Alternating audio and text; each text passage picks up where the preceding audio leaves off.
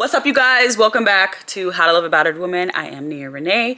This is part 2 of my medical shenaniganery that's been going on over the last 6 weeks. And I promise the tips are coming up. I promise I'm going to give you guys information on how to deal with these situations, and probably a lot better than I've dealt with the situation, because I've just maxed out on emotion and I've just cried a lot. But aside from that, yes, that's coming. Anyway, but y'all know what we got to do first, so let's just go ahead and do that.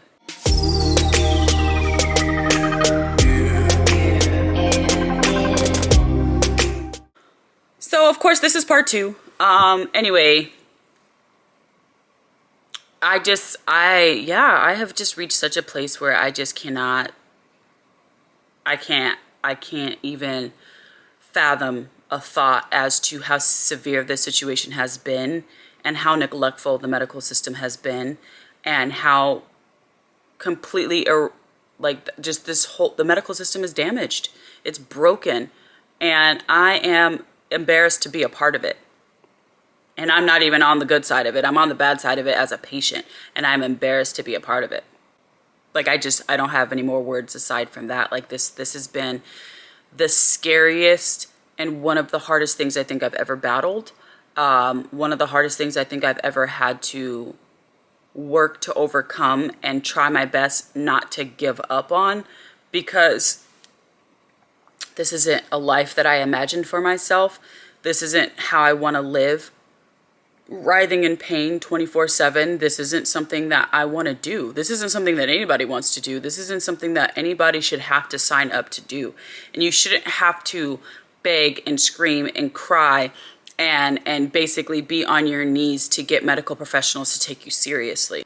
And I think one of the most frustrating parts about the situation is that they're not going to view this as an emergency situation. This isn't going to be emergent until I have a stroke, until I get a blood clot in my head, until I have a seizure, until it's pushed to the point where I get to that level, because they don't see it currently as,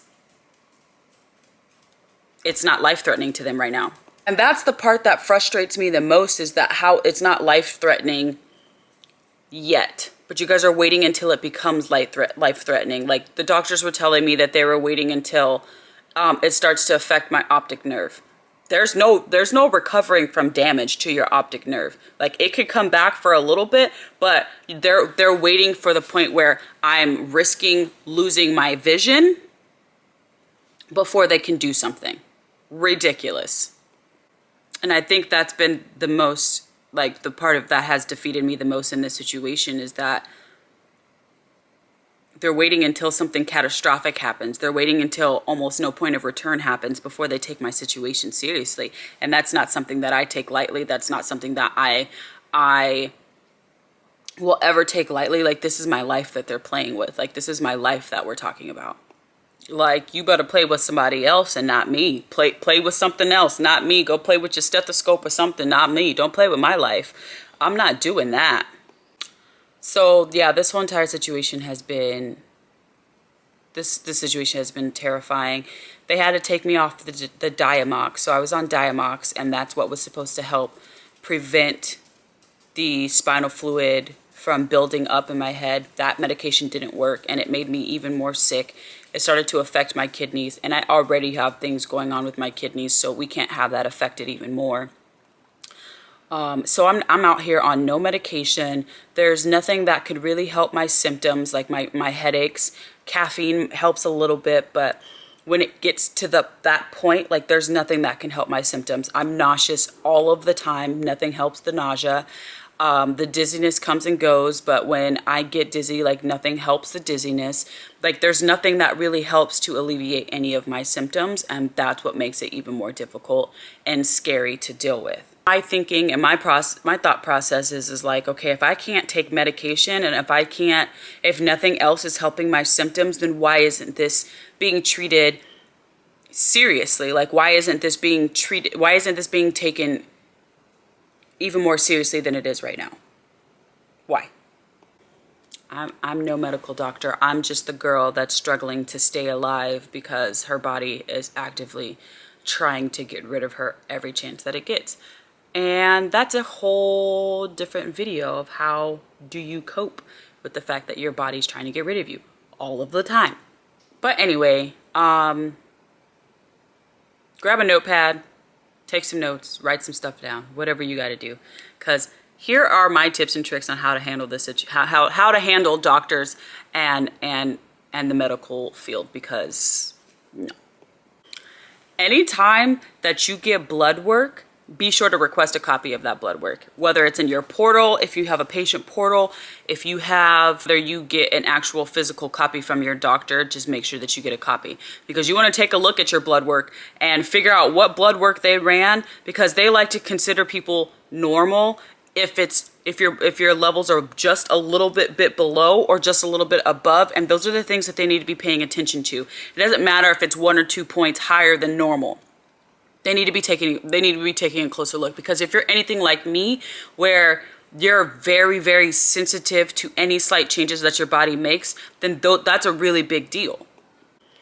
Anytime you get an MRI, CT scan, X-ray, whatever, make sure you request a copy of the disc so that you have a disc in case you need a second, third, fourth, fifth opinion, and make sure that you also get a copy of the report yourself. Back when I had my very first brain MRI and it revealed that I had Chiari malformation, the report also stated that I had a polyp in my sinus, and I saw 3 doctors who read the report and looked at my MRIs, and none of them said a thing. Not one single doctor said a thing. And I'm just sitting here and I'm like, what does this mean? So I Google it and I see what it means. And I'm like, okay. So I get on Facebook. I have a lot of medical friends. I'm like, what does this mean? What do I need to do? What's going on? Turns out sinus polyp isn't good. It's sinus disease. I have chronic sinusitis, and I needed to have sinus surgery to, repair what was going on inside of my face. And none of those doctors said anything to me. So from that point on, I didn't trust any of those doctors. I don't trust anybody. So I get the report, I read it myself, I Google things if it doesn't make sense, and then I write down a list of questions that I have for when I go see my doctor. What is this? What does this mean? Why does it say this? What do we need to take care of this? How serious is this? Whatever. I write down all of my questions. I write down every associated symptom that I'm having with that, and then I put it with my blood work, and then that's where I get all my questions answered. Because what they like to do is they like to shrug it off. Because I had my neurologist was like, well, your MRI could just be the way that it was interpreted by the radiologist. It doesn't necessarily mean that that's exactly what's happening. But that's exactly what's happening. So just make sure that you write down, before you go to a doctor's appointment, write your questions down so you don't forget anything. Write your symptoms down. Track your symptoms. Make sure that you notate everything. What your pain level has been at. What you're taking, how much you're taking, and if it's helping or not. You just want to make sure that you give them as much information as possible, because they're never going to know what's going on inside of you 100%.